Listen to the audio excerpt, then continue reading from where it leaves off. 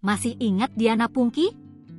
Usia setengah abad, nasib sahabat Indra Bruggman terungkap. Masih ingat sosok artis Diana Pungky? Diana Pungky merupakan salah satu artis 90-an yang mendapat banyak perhatian.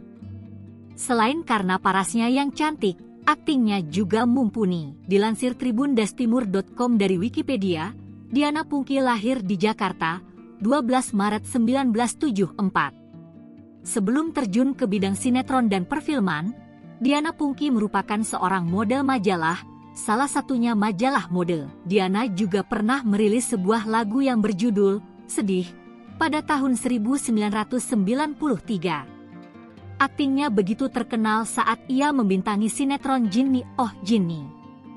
Yang paling melekat di ingatan penonton yaitu peran Diana Pungky sebagai jin cantik bernama Jinny dalam sinetron tersebut. Di sinetron tersebut, dia beradu peran dengan Indra Bruggman.